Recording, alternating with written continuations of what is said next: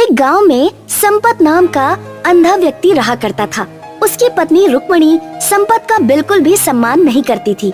वो दिन रात संपत को उसके अंधे होने के ताने मारती रहती थी और संपत को भूखा भी रखती थी।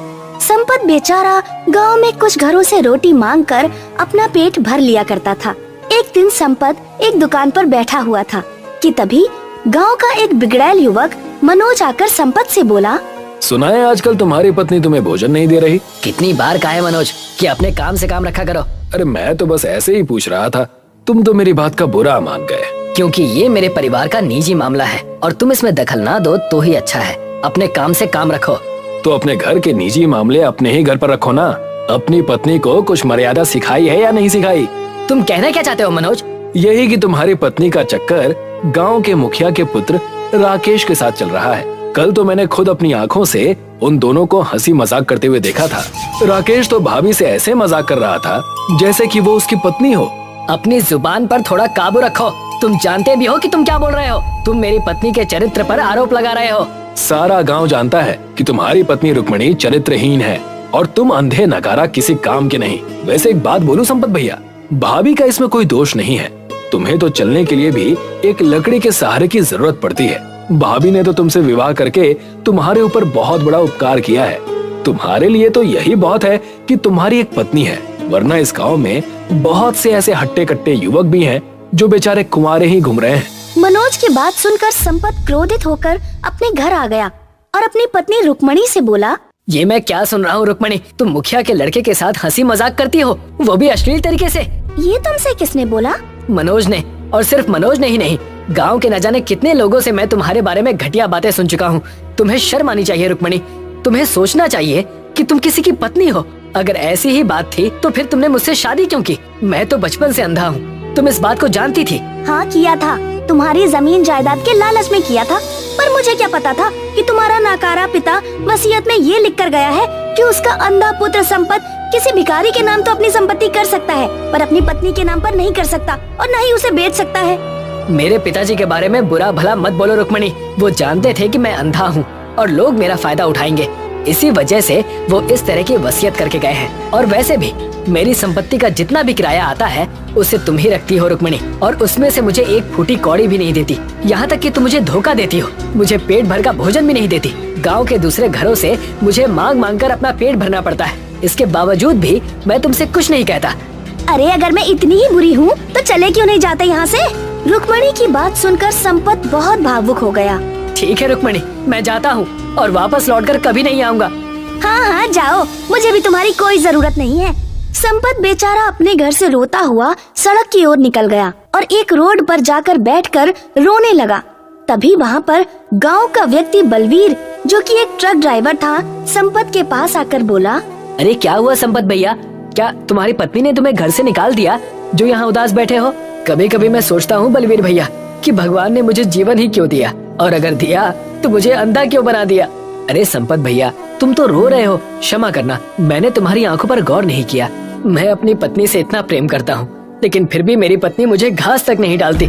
ये दुनिया ऐसी ही है संपत भैया। अगर तुम्हारी आंखें सही होती ना तो शायद तुम्हारी पत्नी ऐसा नहीं करती। अब तुम घर जाओ, रात ज्यादा हो गई है, मुझे भी ट्रक लेकर निकलना है। बलवीर भैया, मैं भी तुम्हारे साथ जाऊंगा। संपत भैया, मुझे बहुत दूर जाना है। मुझे गाड़ी का माल लेकर पंजाब निकलना है और पंजाब यहाँ से 2000 किलोमीटर दूर है। तुम थक जाओगे। नहीं बलवीर भैया, मैं कुछ महीने अपने गांव और अपने घर से दूर रहना चाहता हूँ। कृपया करके मुझे भी अपने साथ ले चलो, या फिर तुम भी मुझे इस गाँव के लोगों की तरह बोझ ही समझते हो। कैसी बातें कर रहे हो संपत भैया? भला मैंने तुम्हें कभी बोझ समझा है क्या? अरे मेरी पत्नी जब भी रात का भोजन बनाती है ना तो मुन्ना से बोलती है कि जाकर संपत भैया को बुला ला, उनकी पसंद का भोजन बनाए। अब चलो मेरे साथ। बलवीर एक दयालु स्वभाव का व्यक्ति था। संपत बलवीर के साथ ट्रक में बैठ गया। आधी रात तक ट्रक चलता रहा। अचानक ट्रक के चारों टायर में एक ब्लास्ट हुआ। क्या हुआ बलवीर भैया? पता नहीं संपत भैया, आज तक तो ऐसा कभी हुआ नहीं। इतना कहकर बलवीर ट्रक से उतर गया और संपत भी। ये तो ट्रक के चारों टायर बुरी तरह से फट गए हैं और यहाँ पर आसपास से ट्रक भी बहुत कम गुजरते हैं। हम तो फंस गए। संपत घबराते हुए बोला, अब क्या होगा बलवीर भैया? सोचने दो संपत भैया, कोई ना कोई तो हल निकालना पड़ेगा, नहीं तो हम दोनों इस जगह पर भूखे प्यासे ही मर जाएंगे। तभी बलवीर की नजर नजदीक खड़े एक ट्रक पर पड़ी। ट्रक को देखकर बलवीर बुरी तरह से हैरत में पड़ गया। वो ट्रक रात के अंधेरे में बुरी तरह से जगमगा रहा था। बलवीर दौड़ता हुआ उस ट्रक के पास पहुंच गया। ट्रक को देखकर उसकी आंखें विस्मय से फटी की फटी रह गई, क्योंकि वो ट्रक पूरा मिट्टी का बना हुआ था। बलवीर संपत की ओर देखकर बोला, संपत भाई, मुझे तो यहाँ पर कुछ गड़बड़ लग रही है। इस तरह का ट्रक मैंने अपने जीवन में कभी नहीं देखा। मिट्टी का ट्रक ऐसे बना हुआ है मानो जैसे कि पूरा का पूरा असली हो। ध्यान से देखो बलवीर भैया, हो सकता है इसका मालिक भी इसी में मौजूद हो। पागल हो गए हो क्या संपत भैया? कोई नहीं है यहाँ पर। तो फिर ट्रक को स्टार्ट करके देखो, हमें तो बस इस वीरान जगह से बाहर निकलना है। संपत की बात बलवीर को जच गई। बलवीर ने संपत को ट्रक के अंदर बिठा दिया। उसने जैसे ही चाबी घुमाई, ट्रक स्टार्ट हो गया। कमाल है, अजीब बात है, मिट्टी का ट्रक स्टार्ट कैसे हो सकता है? बलवीर ने गियर डाला ही था कि तभी एक बड़ा सा घेरा, जो कि दूर से बिल्कुल ब्लैक होल की तरह मालूम होता था, बलवीर के सामने बन गया और वो ट्रक अपनी फुल रफ्तार से उस ब्लैक होल में समा गया। उसके अंदर अंधेरा ही अंधेरा था। बलवीर चीखते हुए संपत से बोला, संपत भैया, तुम ठीक तो हो? यहाँ पर तो अंधेरा ही अंधेरा है, कुछ भी दिखाई नहीं दे रहा। मुझे तो डर लग रहा है। अरे बलवीर भैया, मेरे जीवन में तो पिछले 25 सालों से अंधेरा है। मैं भी किससे पूछ रहा हूँ, संपत भैया तो बेचारे स्वयं अंधे हैं। तभी बलवीर को सामने सूरज उगता हुआ नजर आया और देखते ही देखते वो ट्रक एक रोड पर जाकर खड़ा हो गया। बलवीर संपत को लेकर उस ट्रक से बाहर निकलकर आ गया और हैरत से चारों ओर देखने लगा। उसने देखा कि सूरज सर पर था। क्या हम पंजाब पहुँच गए? पंजाब नहीं संपत भैया, हम तो पता नहीं कहाँ पहुँच गए, समझ में नहीं आ रहा। अभी कुछ चंद सेकंड पहले तो इस ट्रक में बैठे हुए थे, अचानक इतनी जल्दी दोपहर कैसे हो गई? और ये कौन सा गांव है? मुझे तो कुछ भी समझ में नहीं आ रहा। लगता है हमने इस ट्रक में बैठकर बहुत बड़ी गलती कर दी है। इससे तो बेहतर हम उस सुनसान वीरानी जगह पर ही थे। इतना कहकर बलवीर ने क्रोधित होकर एक घूंसा ट्रक पर मार दिया। बलवीर के घूंसा ट्रक में पड़ते ही उस मिट्टी के ट्रक में धूल उड़ने लगी, मगर जैसे ही वो धूल के कण संपत की आंखों में पड़े, संपत को सब दिखाई देने लगा।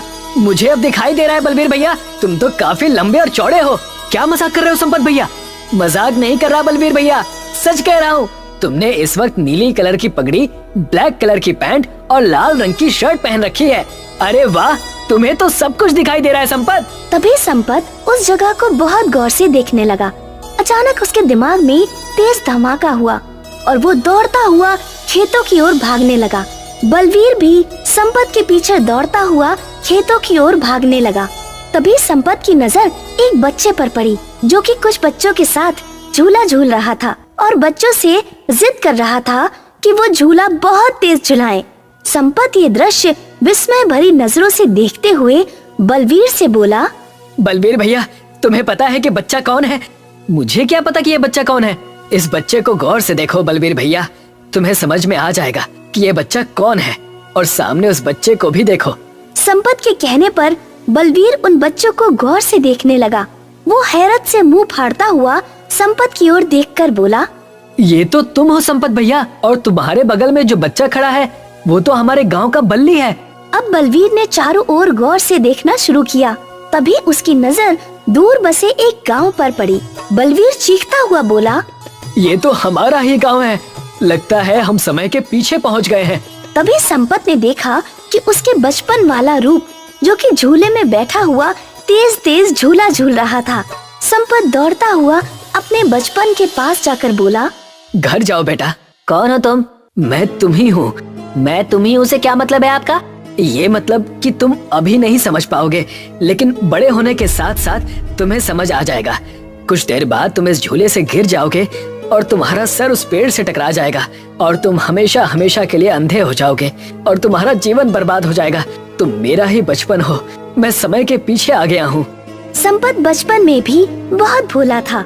संपत की बात सुनकर संपत का बचपन का रूप चुपचाप झूले से उतर गया और अपने सभी दोस्तों को लेकर अपने घर की ओर चला गया। तो इसका मतलब संपत भैया, तुम इसी जगह, इसी स्थान पर अंधे हुए थे? हाँ, मुझे बचपन में बहुत तेज झूला झूलने की आदत थी और एक दिन मैं गिर पड़ा और मेरा सर उस पेड़ से टकरा गया और फिर मैं अंधा हो गया। तभी धरती से कुछ रंग बिरंगी किरणें निकलने लगी और संपत और बलवीर के शरीर उन किरणों में नहा गए। वो दोनों सीधे उसी मिट्टी के ट्रक में जा पहुँचे और मिट्टी का ट्रक खुद ब खुद स्टार्ट हो गया। जैसे ही वो ट्रक स्टार्ट हुआ, सामने वही ब्लैक होल बन गया। मिट्टी का ट्रक उस ब्लैक होल के अंदर जाकर समा गया। कुछ ही देर में संपत और बलवीर उसी स्थान पर खड़े थे जहां उन्हें वो ट्रक मिला था। संपत और बलवीर तुरंत ट्रक से बाहर निकल आए। संपत को अब सब कुछ साफ साफ दिखने लगा था।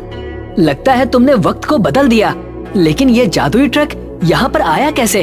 नहीं बालवीर, वक्त को बदलने की ताकत इंसान के हाथ में नहीं है। सच तो ये है कि ईश्वर को मुझ पर तरस आ गया और उसने मेरे ऊपर एक बड़ा उपकार किया। ईश्वर ने मुझे 30 साल पहले ले जाकर खड़ा कर दिया जहाँ मैं अंधा हुआ था। तभी उस ट्रक के अंदर से एक आवाज आई। मैं एक जादुई ट्रक हूँ, टाइम ट्रेवल वाला ट्रक। जो भी मेरे ट्रक के अंदर बैठता है वो अपने बचपन के काल में पहुँच जाता है और वो भूतकाल और भविष्य में कहीं भी पहुँच सकता है। अगर मुझे किसी और के बचपन में जाना हो और उसके भविष्य को बदलना हो तो क्या तुम मेरी मदद करोगे? नहीं, बदलाव हमेशा अच्छे नहीं होते संपत। मैं सिर्फ उन्हीं व्यक्तियों के भूतकाल में जा सकता हूँ जिनके लिए बदलाव भविष्य में बेहतर होते हैं। अगर तुम्हें किसी भी व्यक्ति की मदद करनी हो तो रात के अंधेरे में इसी जगह पर चले आना, मैं तुम्हें यहीं मिलूंगा।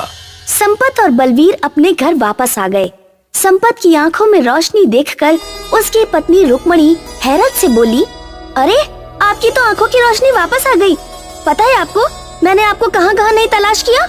मुझे पता है रुक्मणी कि तुमने मुझे कहाँ कहाँ नहीं ढूंढा। वैसे अभी तुम कहाँ से आ रही हो? रात भर आपका बाहर इंतजार करती रही, वहीं से आ रही हूँ। तभी संपत ने एक जोरदार थप्पड़ अपनी पत्नी के गाल पर जड़ दिया। निकल जाओ यहाँ से रुक्मणी, तलाक के नोटिस तुम्हारे घर तक पहुँच जाएंगे। मुझे तुम्हारी जैसी चरित्रहीन पत्नी के साथ और समय व्यतीत नहीं करना।